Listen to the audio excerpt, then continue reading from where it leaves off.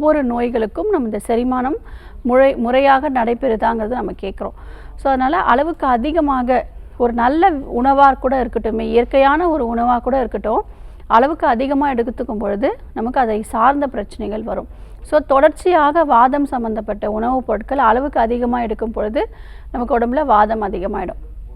அதற்கு அடுத்து புளிப்பு, ரொம்ப புளிப்பு சுவை எடுக்கும் பட்சத்தில் உடம்புல வாதம் ஜாஸ்தி ஆகிடும். அதற்கு அடுத்து உடலில் நம்ம ஆரோக்கியம் அப்படின்னு பார்த்துக்கிட்டோம்னா அதுக்கு அடுத்த கட்டம் உறக்கம். ஸோ யாரெல்லாம் சரியான நேரத்தில் உறங்காமல் இருப்பாங்க, சரியான நேரத்தில் படுத்தாலும் அவங்களுக்கு தூக்கம் வராமல் இருக்கும். ஸோ இந்த மாதிரி இருக்கிறவங்களுக்கும் உடம்புல வாதம் அதிகமாகிடும்.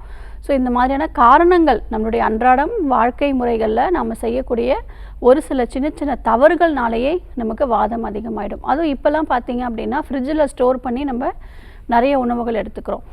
அதாவது நம்ம நேற்று சமைச்ச உணவு ஒரு வாரத்துக்கு வரையும் ஃப்ரிட்ஜில் ஸ்டோர் பண்ணி வச்சு சாப்பிடலாம் அப்படின்னு சொல்லக்கூடிய உணவுகள்னாலையும் நமக்கு உடம்புல வாதம் அதிகமாகிடும்.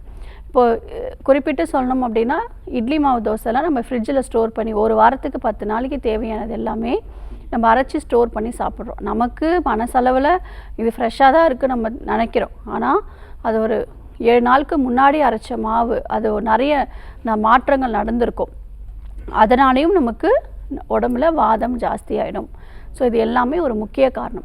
நம்முடைய சித்த மருத்துவத்தில் நோய் அணுகா விதிமுறைகள் அப்படின்னு சொல்லப்பட்டிருக்கு. ஒரு பிணி அப்படிங்கிறது நோய், அது நம்ம உடம்பு அணுகாமல் இருக்கிறதுக்கு நம்ம என்னென்ன விதிமுறைகள், என்னென்ன வழிமுறைகள் ஃபாலோ பண்ணணும் அப்படின்னு சித்தர்கள் சொல்லியிருக்காங்க. அதில் ஒரு சின்ன குறிப்பு பார்த்திங்கன்னா, உணவு முறைகளில் முதல் நாள் சமைத்த கறி அமுதனினும் அருந்தோம் அப்படின்னு சொல்லியிருக்காங்க. அதாவது முதல் நாள் சமைச்ச உணவு அமுதத்திற்கு ஒப்பான உணவாக இருந்தால் கூட நம்ம உண்ணக்கூடாது, அது உடம்புக்கு நோய் நிலை ஏற்படுத்தும் அப்படின்னு சொல்கிறாங்க. அப்படி இருக்கும்போது நம்ம 2-3 நாளைக்கு முன்னாடி சமைச்ச உணவு, ஃப்ரிட்ஜில் ஸ்டோர் பண்ண உணவு, இதெல்லாம் சாப்பிடும்பொழுது தான் நமக்கு உடம்புல வாதம் அதிகமாகிடுது. வாதம் அதிகமானால் அதை சார்ந்த நோய்கள் நமக்கு ஏற்படும். குறிப்பாக மூட்டுகளில் இருக்கக்கூடிய பிரச்சனை, முடக்குவாதமாக இருக்கலாம், மூட்டு வலியாக இருக்கலாம், பக்கவாதமாக இருக்கலாம், நிறைய பேருக்கு முகவாதமாக இருக்கலாம். இந்த மாதிரி வாதம் சம்பந்தப்பட்ட அனைத்து விதமான பிரச்சனைகளுக்கும் நம்மளுடைய உணவு பழக்க வழக்கங்கள், வாழ்க்கை முறைகள், கழிவுகளோட தேக்கம், இது எல்லாம் தான் முக்கியமான ஒரு காரணமாக இருக்குது.